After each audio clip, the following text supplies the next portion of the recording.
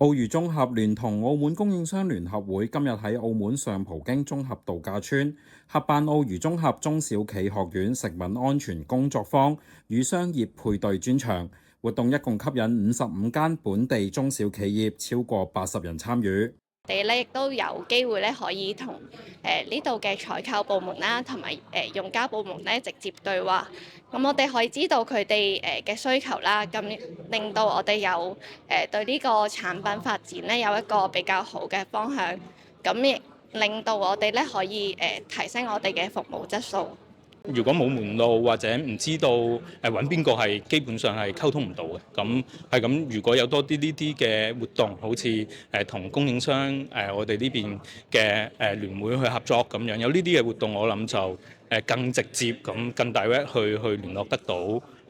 去做得到合作咯，同博企呢方面。會上，澳娛綜合食品安全團隊介紹公司嘅食安準則、審查機制以及食品採購等對供應商嘅具體要求，並與55間本地中小微企進行1對1嘅商業配對，積極擴大本地中小企供應商嘅網絡，提升本地採購規模。澳娛綜合供應鏈營運與服務部副總裁吳少娟致辭嘅時候話，澳娛綜合長期秉持以大大小嘅理念，同本地中小微企共同成長。隨住澳娛綜合同本地中小微企採購金額嘅持續攀升，